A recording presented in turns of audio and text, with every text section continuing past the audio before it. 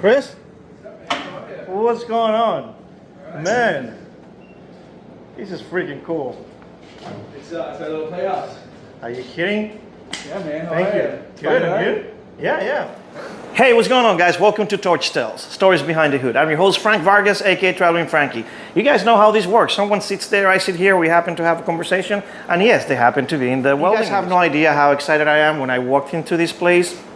Hale with Colonial Metalworks in Port St. Lucie, Florida. Chris, brother, thank you so much. He gave me a tour, and I'm going to have it, show you that on the video because the place is pretty cool. But some of the stuff that I've seen here, I haven't seen before. And I've been in the business for 15 years. It's just cool shit. There's no other way of saying it. All right, Chris, very impressed, not only for what I've seen, but the little bit that you shared before off camera, where your background and everything you've done on the structural and on the blueprint world side of things. Super impressed. But before we even share that with the public, let's talk a little bit about who you are, where you come from, why the hell you're here. So, where are you from, Chris? So I am, listen, I'm a rare species.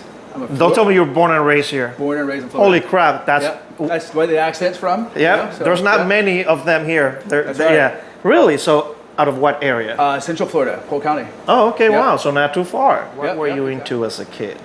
So, man, everything, because Florida is year-round, right? Like, that is true. 360. Yes. I happen to be a beach kid. I was always in the water, surfing. I, had aspirations of becoming this, big pro surfer one day. And, oh, really? Yeah, and then we kind of grow up, right? So then you saw that there was not that much waves here on this side of Florida. Well, yeah, it takes talent is what it takes, right? It takes. Yeah, it's not just the water. It's about being that good, and you can try to be that good, and then you're trying to. As you grow up, you realize there's no money anyway. So thank God I didn't go down that road. Gotcha. Sorry, I'm gonna touch you, Chris. I'm gonna fix his mic. This is what we do here at.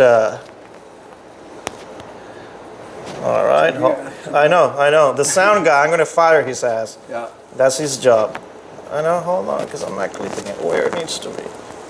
What the hell? There we go. All right, hey, dude, you're fired. Anyway, so being in the water, trying to be a surfer as you were growing up here in Florida, and you realize, well, maybe that's not my thing. So what came next? What started piquing your interest? So it actually fell in my lap during that period of my life, and I was just being a bum, just getting through. And somebody called, asked if I wanted to go help at a refinery out in Texas. Be a helper doing some kind of testing. I'm going to carry equipment. Hold on. You guys know I interrupt my guest. How old were you? I'd have been 22, 21, something 22 like that. With the welding industry, you had nothing to do with mechanical work of any kind, or are you jumping things? Yeah, so I'm jumping some things. Okay. Quite a bit, right? So it's dynamic. My dad was a welder by trade when I was born. He worked at a phosphate plant and he got laid off. Okay. And he was pissed about it, and he went and opened a shop as an auto mechanic. Gotcha. And he swore from that day on that he would never rely on a paycheck again. Okay. And you know what? He still doesn't. Really? Absolutely doesn't. Good for him. Good for him. Yep. So that's where you kind of got exposed a little bit of the trade. That's right. And like you had mentioned earlier, you don't realize it, but you pick things up while you're around Whether you like it or not. And I was at the shop all the time. My dad was a small business owner, so I lived at that place as well. And I loved it. I played with stuff. I loved cars. I loved fixing things. I grew to hate it as, things went on. The 90s came, my hands got bigger and cars got smaller, right? Like, it just...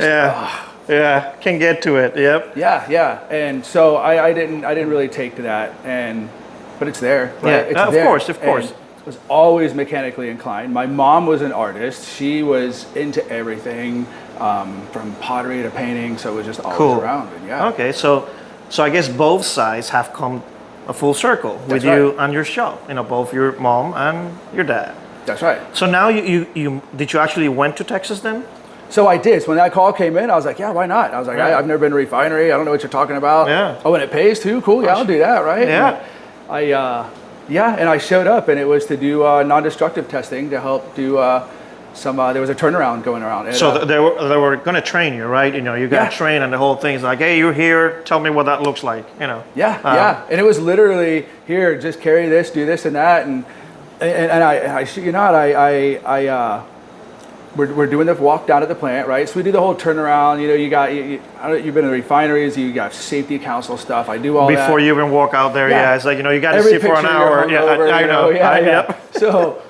I do all that for the first time, which is just intimidating and daunting, but it's cool. And it's like the first day or second day on site, our client walks us out to this component. It's this steam condenser type unit. And we're going to test these tubes, right? So we're going to run a probe down the tubes, and he's showing us what to look out for. And he's standing over this open pipe, and he says, careful of the open pipe, don't drop anything down it. We got crew coming over to cover it. And I said, what pipe?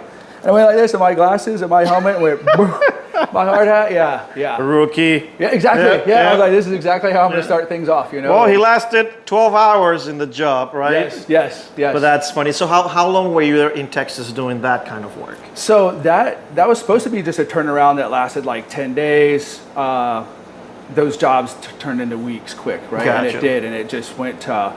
all these crazy things happened that just left me there with one other guy, and I made a ton of money. And that was going to be my next question. You know, was the pay good? Yeah, it was insane. Really? Yeah. 22, 23, making all that money, right? It's like, and it was endless because that's all guys sat around and talked about was how much money they made. I make this on per diem. I make this on mileage. I get this on truck. I get this. I don't leave my house unless I get this, and that's all they freaking talked about. Yeah. And to be honest, they were all freaking idiots. None of them deserved the money they were making. I'm like, man, it's my first job, and you guys started taking it for granted, and that really, And not even that, they just were unqualified, right? Like they just were. You quickly saw that people were given certs and they were given positions based on needing spaces filled. Gotcha. Our industry's always been. That's why equipment, even from the welding and fab equipment all the way to testing inspection, has become automated. Correct. Right? Yeah, to get rid of those nomads. Factor. Yeah, I know, I get it. They were a service company, so they were bouncing around to turnovers, to outages at power plants, pretty much any type of industrial facility. Okay. And so I was jumping around with them and getting exposed to everything. I'd be at a paper mill in Georgia. I'd be at a sugarcane plant here, a nuclear plant in Nebraska. Like it just for years jumping around. But even during this time first, you're actually not doing any welding yet, are you? I wasn't doing any welding at that time. Other than as a hobby in my garage, I had some little shitbox MIG welder that I'm trying to weld my project. Well, like a Harbor Freight kind of thing, whatever. Yeah, one of those. Yeah. Yeah, it might have been a Sears at best. Honestly, I think it might have been a Lincoln, and that was before you could buy one at Lowe's and Home Depot. You know, but it was still. I didn't run gas on it because that was for the rich guys. You know? Right. Yeah. Like, you're back in Florida. You're still, early 20s, and you go like, okay, I still have some money left because I was just there for 6 weeks or whatever. I made a couple of bucks. You come here and you start thinking, what am I going to do next? That's exactly it. It's funny you asked that. I had a defining moment where I had broke my ankle, and I was still messing around with the surfing thing. Right? I was going to say, not surfing, right? Yeah, I wasn't surfing, but I was still trying to live that life. I was living in Cocoa Beach. I had this hustle that was allowing me to go surfing every day. It's all it was, right? There you go. I worked at the pier. I had a van that I intentionally lived out of because that just made it cooler. So you were really living like the California life, but in Florida. Yeah. And I had a pocket full of money because I didn't have any bills, right? So I got a hard time from that, right? Whether it be from my dad and other people like, dude, you got to grow up. You can't do that, and you're too smart for that. And I broke my ankle. Next thing I know, I'm staying on my dad's couch, sitting there going, holy shit, man, what am I going to do now? I know. And I'd already worked this job at the refinery. They had already expressed like, hey, man, we'll give you as much work as you want. Yeah. So at that moment, I'm like, okay, cool, let's do that. And I fell in love the same year. I got married, had kids, and fast forward a handful of years. Realized definitely I got to get my together and, start paying bills, become a responsible husband, dad, you name it, whatever that scenario looks like, right? What did you actually start doing that it became your thing and was welding that one thing that came next, or not yet? So it was in a sense of I was doing a lot of weld inspections. I was around welders constantly from big automated systems at Westinghouse to being in a muddy ditch in Canada, in pipeline, right? And so I was seeing all aspects of it. So I was already learning what not to do with welding, right? Like I was picking up everything that could make something fail, look a certain way. Gotcha. Again, we're working in a lab environment as well, so I get to see the after effects of certain chemical inclusions that shouldn't be there, which is, why I can make my copper look like nobody else's, right? Talk about a great training on what not to do, therefore everything I can do. That's exactly right. Right? Yes. That is pretty amazing. How many kids do you have? I have 2 kids. 2. And how old are they? So my daughter, she's going to be 17 next month, and my son will be 12 next month. Oh wow! Yeah. Are any one of them inclined to any metal, anything? Yeah, I got lucky. They're both extremely intelligent, just beyond intelligent, and they're both very artistic. They love all of this. Really? They love their own art. They love they don't love this because dad does it. They just love that. They love that dad has something else that is in line with what they do and all that as well, and it's freaking awesome. Yeah, that is pretty cool. And how long have you been here? So I've been in this location. It'll be 10 years in January or February. Yeah, 10 years. So 10 years. It's always been Colonial. In a sense, yes. So through that career, I ended up opening another company.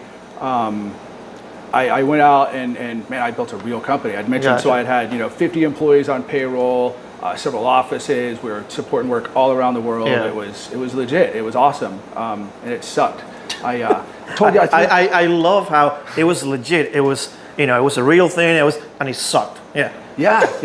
Because I'm flexing that. Hey, look, I just took in a $800,000 invoice, and look at that deposit.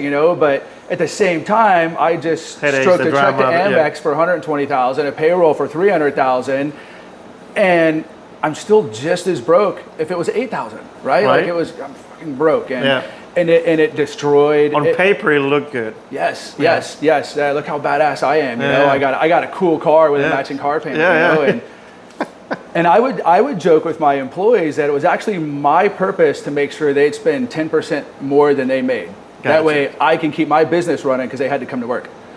Right? So and that's a good mathematical equation. It is, but that's what's got America so upside down right now anyways. That is true. I think that's what happens to most of us nowadays. Yes. We just become part of that trap. And here we are, But when you opened this 10 years ago, and because you had what you call the real company. Yeah. All right. When that phased out, whatever happened, were you in a trance where, what do I do next? Or you already knew, what, I really want to go away from the whole structural thing and just say F to what that felt like, and I just want to do what? So I knew what I wanted to do. I wanted to first and foremost get away from the procedures, the policy, the structure, everything corporate. I didn't want even like things like net 30 terms. No, you just pay me for my time right now. We're good. And but I wanted to do metal because at this point in my career I was doing things metal, but not fabrication wise. Correct. I was on the end of it, even if it was in the beginning process, because I got to visit foundries and do testing and stuff there as well. But somebody else's metal. Yeah. And these inspections and these engineering reports would oftentimes save facilities millions of dollars. I could leave this nuke plant here, the St. Lucie plant's right across the river. So I could leave that plant knowing I just saved Florida Power and Light millions of dollars, but nothing that I did actually leaves an imprint on it. Nothing ever changes. There's no legacy. There's nothing tangible. It's in somebody else's bank account. I am just, and I'm just whisked away with time, right? And who was that guy? Exactly. So I was done with it. So I wanted to do metal. I wanted to do something tangible. But I had visited all these cool places where I learned stuff about machining or saw cool machinery, saw different welding. So I didn't know what I wanted to do with metal yet. Gotcha. And my girlfriend at the time, she was an artist as well, so she kind of inspired this, hey, we should just kind of make cool shit. The whole Colonial thing started as, we're going to make art.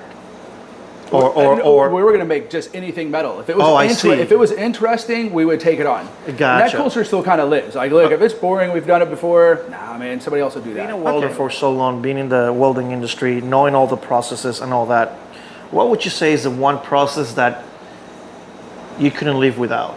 Let's everything you know nowadays, MIG, TIG, stick, oxy, whatever the hell. Oh, of the welding processes? Yeah. If there was one process that you say, you know what, toss all the other ones out the door, but give me this one.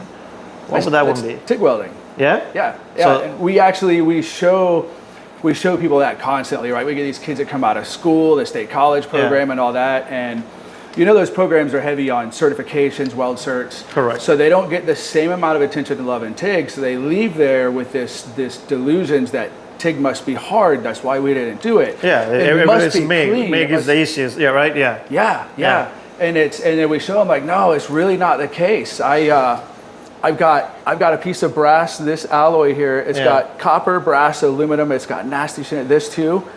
I didn't clean it. I just fired it right up and just melted it and made it stick, and did it with TIG. And guys are like, what the hell, really? It's like, yeah, man, just forget that there's rules and just watch what the metal's doing, and then you'll know. Very well said. Very well said. And you told me that before, you kind of hit a transition period here in the shop in your life, and you kind of decided to scale down and really concentrate more on quality and an easier way of managing things. So you said that you guys used to have a bigger crew here. Now it's just like 3 of you guys. 2 of the guys are like from the original, whatever that means back in the day. Yep. And can you guys cope with everything, just the 3 of you here? Well, that's the best part. Yeah, because we're only going to say yes to what we want to, right?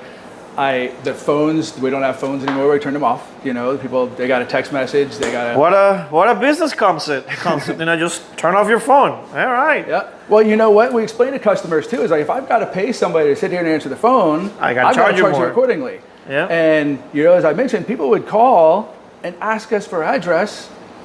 And after asking them where they got the number, they tell me Google, and it's like, well. But how the hell do people find you, and how do you get the work? Is it more word of mouth, or how does that work comes in through that door? So it's quality. We've never wavered by quality. Even when we were busy in the shop, quality was always our driven thing. Quality and cool, unique stuff. So over the years, we've built out restaurants, we've built out bars. I'm going to show you some stuff this afternoon that we've been blessed with, just these cool build outs, and people are like, where did that come from? Gotcha. There's this shop, and of course social media. Like that's, I've, as a business owner, got good at social media, because that was the only way I can get traffic in it. Were you always into social media before, or you had to learn because of the business? I've always been into computers. Back in those inspection and testing days, I tried to get out of that industry. So I went to school for a lot of computer programming stuff. I learned stuff, man. I just really dove in, thought, cool, this is my way out. As soon as I got out to go get a job, the only way you make money was traveling. The only reason I wanted out of it was because I wanted to not travel anymore. I was starting to have kids, Right. So then I opened my own business thinking that would keep me from traveling too, but nah. Nah, not if you want to sell it. Not if you want to sell the thing. You have, even if it's just in-state travel or whatever, it's just part of it. You have to promote yourself. Yes. I've always told kids, like, look, you might not think that you're in sales, but it doesn't matter what you do in life, you're always in sales, because you're selling yourself. Sounds weird, but you are. You got to be extrovert enough to be able to present yourself and everything around you, because who the hell wants to deal with you, your product, your personality, if you don't know how to sell yourself to the mass, right? That's right. So it's a combination of things. What do you say that it's the hardest thing of having a business, a shop like this? And this is what I struggle with most, and this is why the culture is changing. I first and foremost have to run a business. Correct. Right, and this industry is very difficult. It's very difficult. It's we can't get a gas supplier that knows their ass from a hole in the ground, right? Like, we fight with them every week over simple things like, look, we get 8 bottles in, we get 8 bottles out. Why does my invoice have 20 bottles on it? Why am I renting a gas I've never seen? Why? Now I'm wasting time, right? Correct. And I have to charge somebody for it, and unfairly I got to charge the consumer, which makes me mad as a consumer, because now I realize why I'm paying such high prices. Exactly. And our industry is so consuming it requires full-time business operator. Correct. Which means I'm not in here creating metal. Yeah. You know, and then there's that third side to it. I got to sell the metal, right? And retail is a beast of its own. So. Yeah, it's a delicate dance, you know, because you got to be in the business, but you also got to work on the business, and it's, you know, you got to. When do you step out so I can run it? When do I step in so I can just be in it? You know, so that's the magic trick. You know, that's what right. most people are trying to figure that out. How long does it take you to make? I'm going to show you. First of all, the backdrop, some cool stuff, right? I mean, tell me a little bit about, I don't know. Everything has stories. Which he did say that earlier. As soon as I walked in, it's like, everything has a story. I'm like, of course he does. So, I don't know. I'm going to pick these flowers right here. And I'm going to grab it very carefully. Yeah. Oh, listen, nothing's delicate. There's this is glass. That's why I said that. The bottle was delicate down there at one point, and I grabbed it, and it broke, and now it's not delicate. So we fixed that. He's the owner. He can say that. Yeah. So that flower. Yep. What's the story behind that? So I'm sure you've experienced most guys coming out of school, most guys getting into this, everybody makes roses, right? Correct, yes. Yep. So Chris, my partner, these were some of the first roses that he made. And he's got stainless and copper in one, brass in the other, a lot of detail and a lot of work in it. Yep. Those were his lesson pieces that he'll never be an artist and make a ton of money as he could as a welder fabricator. Correct. Because it took him all day to make those. Yeah. Just to make 12 petals, right? Yeah. To have somebody on Etsy go, I'll sell you the same thing for $20. Yeah. You know, and that's a well said. And what about these spiders with the spider web? I mean, come on, guys, look. It's freaking amazing, right? This is pretty cool. All right, what's the story behind that? Okay, so you grabbed one that has a very similar story, and there's only a couple of those stories in here. This one, I'm just good at what I do. What can I say? Yeah. So that one's fresh. When we hire in here, we hire young guys that just came out of school. Their minds are not tainted yet. Yes, exactly, because it's focused on one thing, and we need creativity. Every job that comes through here requires ingenuity and creativity, whether we're figuring out the best way to do it or the best, most affordable way. Gotcha. It's endless, right? So guys got to think for themselves. Yeah. Well, everybody gets to the point they want to go out on their own. They want to do stuff on their own. They aspire for it. Well, I promote that. I will help people do that. Of course. And I expose everything about my business. My guys know the rates. They know my customer relationships. Good. So we had just recently, in the past month or so, through this transition we were making, starting to test some of the guys out. Like, hey, look, I want you to make me something really cool. You know what kind of price range we're going to sell it at. And what I mean by that is if we're going to sell your product for $1,000, it better be a $1,000 product. Gotcha. And not even that. Somebody needs to look at it and say, wow, it's only $1,000? Yeah. Right? So, because otherwise it sits forever and now you made no money. That's it. Yeah. So I love, look at some of these bookends, guys. Come on. You know, again. And then I'll give you a full 360 of the store too. So here, so it gets fun, right? Because you get to cut open a scuba cylinders, tank to see. Yeah. I'm telling you guys, you know, it's you'll see the link. You guys got to come in and buy some stuff too. It really is endless. So so he built this thing. He made it, and it's an amazing piece. It is an amazing. He's a young kid. He's a year out of school, year and a half out of school. He had almost 20 hours into this thing. Okay. Right, and market price on this is going to be like $250. Okay. Right, so I immediately started doing all the math from every angle. Of course. Here's the math for you as an employee. The math is you as an artist working for somebody. Correct. Here's this, that, and this and that, and all of them were from a losing angle. Right, and then it was, well, okay, but the reality is nobody survives as an artist that way. It's when you make it the second and third time. Correct. How long would it take you to make it the second one? And he only shaved like a couple hours off. And it's like, all right, man, so you have a lot to learn here. You've got a lot, and he sees it. Now he sees it, right? And it tunes him in. Some guys just scoff and leave to do their own thing. And so I'm assuming based on, because of the flowers and based on this, that not every single piece here right now is for sale. Everything is for sale. Okay. There's things, everything is. I used to have a sign that said even the women and children are for sale, right? So it is true, guys. I don't care what you say, but it is true. exactly. I mean, my dignity comes at a low cost. So everything has a price. Exactly. I don't care who you are. Stop saying it doesn't. It does. That's exactly right. All right. So this is the only thing that I'm going to ask. So how much is this piece? $250. Oh, it is $250. Yeah. Yep. It's actually on our Etsy store. Yeah. But now there comes in that you walk in here, it's $250 on our Etsy. It's probably like $320, $325. You got free shipping. You got fees. You got a package. Course. Yeah. Of course. So, that's freaking awesome. And do you still have students come through? Constantly. Yeah. Yeah. Where do those students come from? So there's 2 schools in the area. There's Indian River State College. Gotcha. They'll send students in weekly to shadow. Yeah. Then there's the technical school, Treasure Coast Technical School in Vero. I knew New River had a welding program. I didn't know the technical school had one because I know didn't the teacher from New River retire not too long ago? Walt is, I think he's still involved in some ways. I just talked to him recently. Gotcha. Yeah, and actually one of their instructors was working here with me. All their stuff in here he's built as well. And, got it. So yeah, we've got a good symbiotic relationship. It's awesome. And what do you think, now that we touch on students, when a student comes in from whatever school, it doesn't matter the school, what do you think is the hardest thing to unteach when they first come in? Like, oh, I've been at the school for a year, I've been at the school for 6 months or whatever.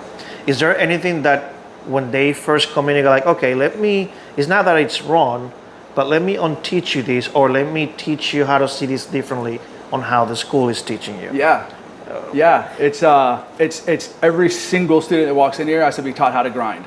Because they all think that grinding is beneath them. Grinding is something ancillary to welding. And if you look around, if they see me grinding, it's because I didn't do it well. Yeah, right. Yeah, and it's like if you look around here, it's like no, grinding is what makes it, right? Yeah. Like it is, and it's not necessarily because you ground out the weld. It's that final coat. Yeah. Yeah, exactly. And man, they struggle at first, but then they get it. Then it's stop using the stone. We don't use stones in here. Yeah. And just because of the work that we do. And very, very interesting. So would you consider your shop, the art you guys make, if you needed to describe it in one word, how would you describe your art? Because there is stuff that it's, there's plasma cutting here, there's blacksmithing, there's different processes put together, but how would you call it? Unique. It's what it says on the sign outside too. Unique and custom metalworking. Actually, that's it. That's the word. Very, very, very unique. Where would you like to see Colonial in the next 2, 3, 4, 5 years? So it's funny you asked that. This life journey, this change that I'm making, I had to answer that for myself. Where do I want to go? Right? We're going into the second half of life. Today's my birthday, actually. I'm 48. Yeah. See there? I sprung that on him. We're definitely doing lunch, and I don't know about him, but I will have a couple of drinks on his behalf or with him. I don't care. He just needs to be there. I don't know. Yeah. There you go. Cool. Happy birthday, bro. Thank you. Wow. So as we enter this second part of life, just figuring out where the hell do I want to be at, right? And I've always told people I'm not in this for money. Yeah. Otherwise I'd have stayed in the old industry, right? Like I get rid of my bills. I don't need money for anything. Yeah. So I want this brand to be able to propel artists. So what we have now, there's 3 of us. There's Tanner, Chris, and myself. Tanner's been here since he was in high school. He walked in here. His first night of welding had a pair of Crocs on, right? So but now I want to see those melt into your Yeah. He remembers. I'm like, look, man, you'll figure it out. Go ahead.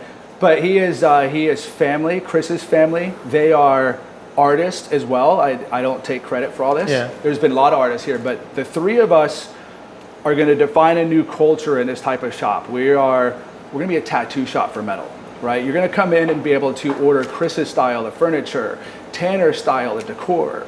You're going to be able to buy stuff that Colonial as a group makes, because we build huge stuff too. We build. Talk about it going to Jamaica. We built a 130-foot hydraulic door on the front of the sandals hanger. Really? Yeah. So the whole thing just opens up, and that's freaking cool. Yeah. So we've been involved in some really big and cool things. I love that description. A tattoo shop for metal art. That's a very good description. And Having all three of you here, if I were to come in, I have no clue. I only know the word welding. Yeah. And I want to come in and I say, I want you guys to teach me. Do you guys actually have a course that you guys have put together, a system, a price, how does that work? I have a background in course instruction and all that anyways going into this. So it needs to be one-on-one lessons, right? It's like teaching the guitar lessons to a group, right? It's difficult. Yeah. The first thing I ask, why do you want to learn? Yeah. What do you want to learn for? Well, because I want a job. Okay, perfect. Here's what you do. You don't walk into this shop, give these guys a call. They're going to take you out on the road and you're going to learn, right?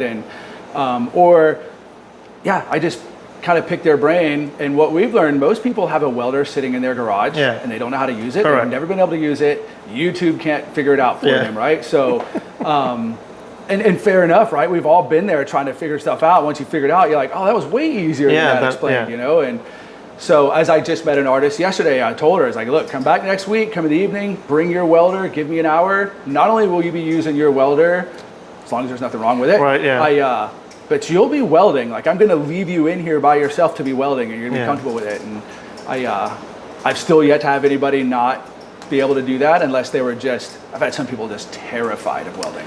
Yeah, it's still, that is a thing. It is out there. What's the youngest that you would take someone here in the shop to expose them a little bit to what you guys do? So Chris has small children. I've had small children. I just had small children in my life. I was foster kids, 3-year-old and 6-year-old. Both of them were here and under a hood watching. Again, that's where TIG welding prevails, right? Because the first time you see welding, as I did, it was stick welding, right? Yeah. It's the most chaotic, apocalyptic thing ever, right? It's a lot. Yeah, and when you were a kid, that's everything you were told to run from. Like, no, you're going to burn yourself. And so even as adults, that happens when you see it. But when you fire up that TIG torch and they just see that lightning bolt come out, they're like, holy shit, that's cool. That is cool. Yeah, that is cool. What would you say is the hardest thing that new welders have to face nowadays? The job market. Because it's very lopsided, right? You get guys that are telling these kids that they're going to make all of this money to come on the road. Yep. And they're going to make all this money on the road, but they're not telling them how expensive it is to be on the road and what that cost or how long really it's going to take for you to make the kind of money you think you're going to make. That's exactly right. Yeah. You're just thrown into an opportunity, right? I was told 6 figures. Yeah, sure. Not yet. Not quite. And when you see guys like that, I'm going to use the word clueless. Or ignorant, or you know, and if they're not open-minded, if they're not brought down to earth, you know, and say, hey guys, you know, if you're not willing to invest, you know, because you have to invest. Sometimes it's not about the money; it's about the time. Yes. Like you got to put in a year or two, whatever the case might be, to actually make that 6-figure if that is what you want to do for a living. But most guys don't have that patience, and most people don't have the patience to teach either. And people get discouraged in this industry, like, oh, my teacher sucked, so I disconnected, I couldn't click, so whatever, I'm doing construction, I'm doing something else, and which is part of the reason why the American Welding Society keeps saying we're going to need 400,000 welders by 2030, you know, qualified welders. And when I say that, it's everyone in the welding industry. It's not just the guy under the hood, right? When that number just kind of has everything under the umbrella. But if we don't have guys like you, shops like this, still passing down the art form of welding. Because if you ask me, in your case, it was backwards. You went the structural, what's the word? The corporate side of things, and then you found yourself here. And that happens a lot, but I think if you want to get people to kind of start and you show them the cool stuff first, it's a lot easier for them to connect quicker. And you're right, but it's a double-sided sword, right? Because we meet these guys that are intelligent enough that you can teach them how to weld by throwing things at them that they're not allowed to weld in those industries. Correct. They're told, no, that doesn't work. You can't do that. I'm like, listen, don't. Forget all that. I'm about to show you that you can weld everything together, that you can make casts stick together, you know, and but it's not supposed to hold a building together. This is just and so the guys that really click to that and gravitate towards it don't want to be restrained to a place that tells them how to weld. That is so true. So now it really makes things even more lopsided. Yeah. And yeah, it sucks because Yeah. these guys that are smart enough to do it are off doing their own thing. Guys that are, and it's not to say they're not smart enough. They're just when I was in it, we're trained monkeys. Here it is. Yeah. Push this button, push that button. Here, just do it. Well you know? said. Well said. When did you get into tats? That's my first one was in '97. all right. And I swore I was never going to get one. My best friend had one. I was like, dude, you look like an inmate, you know? And nobody had one back then, you know? And I was like, there's no way. And yeah. And then I started getting them, and I am really covered. I'm still getting them. Cool. Yeah. So is the last one you got somewhere that you can on your arms or somewhere? So it's all just started getting lined out. Oh, cool. But it like goes from here all the way up and Got in, it. and yeah, it's See, like, you know, I tell you, when I first met Chris earlier, I really got the California vibe. Yeah. I want to show you guys something here. Some of the stuff that when you first come in, you do what you want with it. I just want to show you what that is. Yep. I'm not going to explain what that is because you guys know. But, right? But look at some of this cool stuff. And Chris, if you don't mind, 360. Yeah. So I want to show, in fact, we're going to start this way. Okay. So I'm assuming these ones back here, these are plasma cuts, right? Yeah, this is all plasma cut. Yep. Most of that, man, is not unique art. Most of this is stuff Just that you can get from the internet. From or the whatever, prints, right? Yeah. Got it. And you said that this guy here, it's been here for about... Yeah, he's been here, man, it's probably been almost 3 years now. Cool. Because we showcased him a couple times, never tried to sell him, and... So how much is that piece? I think he's $1,200. All right. There you go. Everything is salvage. We don't go out and buy a new chain. We don't buy any, unless we have to with bulbs and nonsense. But we got this relationship with the scrappers. The scrappers will bring us their stuff and we buy it. But let's look at now these door handles here. All kinds of cool door handles. I mean, come on guys, look. Tell me you guys don't have a need for one of those in your house. They're all on magnets. Pull one off if you want. Huh? I said they're all on magnets, so you can pull it off if you want. Yeah. Come on. Love that. Look at the one in the wrench. Hammers. It's just pretty damn cool. Look at the couch here, rocking couch. Huh? So is that for sale too? It is, yes. We got a whole line of these with custom upholstery. You can change the colors, pattern, customize it. Well, we did talk about that. Everything's for sale. Yeah. You definitely want to showcase not just the art, not just Colonial, but your history, your path in this industry, especially now knowing that it's your freaking birthday. I mean, come on, how lucky I am that one of the guests says, sure, I'll come in today and I'll be in the shop. And before we do anything else, what are these made out of and where does the idea comes from? Okay, so this is some of the chaos that we get into. Organized chaos. Organized chaos, yes. Make sure you guys get it right. So he grabbed from the table here, there's a whole pile of them. All of these are different alloys that, man, we just melt different materials in the crucible. There's copper, there's brass, there's aluminum, there's lead, we just try it. And now in the molds, so a close friend of mine, the one that has a museum, Resource Depot down south. It's like a thrift store type place. Okay. Right?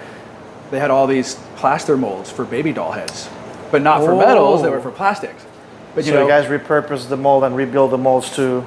Not even. No, $50 and 2 pallets later. I'll show you out there. They're still the molds. We just tape them together, pour the metal in them. You know, stuff works, and you get some cool stuff out of it. Yeah. All right. Do you mind if we go outside now? Please. Let's check all of it. 10 million hits. It paid us more than the one we made for the customer in the first place. So there's stuff everywhere. Like these are real bats. Oh, did you say real bats? Yeah. That's our COVID tree. Real bats. I'm not making this up, guys. Yep. So as you can see, a full metal shop with every machine you can think of for anything that you can think of, pretty much. We've got this old forge. We've got the furnace burners. Man, we melt everything. I'll show you. We got the block of brass that was just garbage that we were going to scrap. And when I mean garbage, like, look, it's all the stuff is here. All brass that was otherwise drops. So you guys will melt all of that and turn it into something else. That's aluminum. That's these are lead blocks. And see, now look, so we got this cool color that came out of it. Yep. There happened to be a little bit of copper. When that copper came to the surface, it colored. So now we know we can add copper to some of our lead. Give it some cool colors. See? Who says that metal are not supposed to stick to anything else? Yes. Yep. There you go. You just got to try. You just got to heat it up. You want us to do a job, come in and say nobody else can do it. Yeah. Yeah, like, oh, we got you. That is pretty cool. So as you can see, guys, you know, punch presses, everything that you can think of. And it's not just the old school stuff. You can see back there. Oh, yeah. Again, man, kudos. You guys are doing some amazing stuff, and some of the stuff I've seen, and your story is just cool as hell. You never know who you're going to meet out there. You never know what people are doing. You never know how the industry is going to take you somewhere else. This is how organic this is. As I'm watching and saying this, I forgot that I'm looking outside, and I want to show you guys one more thing. This is just how it works. Some of the tiki... Oh, no. I got something even better for you. So look, we have this pet tortoise. Florida has tortoises. Correct. Right? So I've been here almost 10 years. Yep. For 10 years, this tortoise has been coming into the shop. I just saw it. His name is Rusty. We feed Rusty. Rusty has become such a pet that you can even see on our Instagram page. Rusty would climb up onto Gina's lap and she would feed him. Rusty knows me. And I was going to say, when it rains, Rusty usually comes out, and Rusty's out here. Well, let's go watch Rusty, because in fact, I just saw her. He'll know the difference between you and I. And so this is the reason why I wanted to come out here, to show these first. And then Rusty, it's out here still in the show.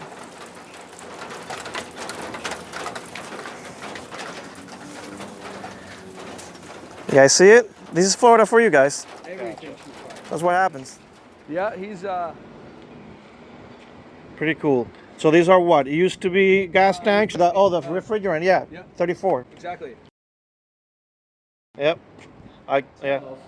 Just came out of Baltimore. It was the last standing high voltage laboratory. It shot lightning. Yeah. Yep.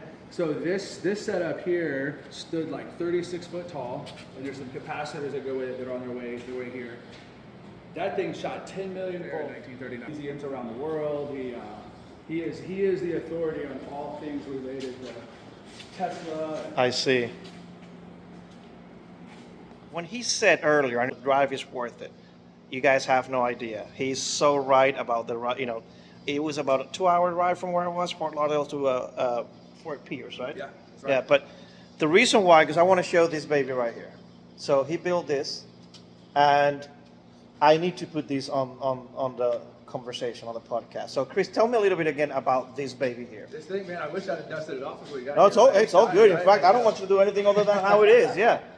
So, man, there's so much to this. It's the powertrain's a '63 Corvair out of the van. So that was a rear mounted. So for this to work forward mounted, the transmission's upside down.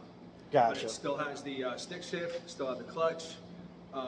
So as you know, there's no hand controls. It's all cattywampus foot controls. And when I say I built everything on this thing, I think pretty much the forks and the tank is about the only thing in the tractor seat. It's the only thing I didn't build. Everything from lights, the brackets, the bars, to... And you guys, you can see the attention to detail on everything here. You know, so it's like copper, brass. I mean, this is a baby out of a movie. Yeah, I wish I would have cleaned it up, right? Because it's got all the panels come together. The seat actually adjusts, so it'll adjust to the different drivers. I'm showing you this will switch out to a tractor seat for a passenger, or to the hitch. I mean, and everything's got something on it, right? Back here, it's got a pinion gears and piston arms for the bumper. and it shoots flames and does wheelies. Did you guys hear that? He shoots flames and he pops a wheelie. Of course. Come on.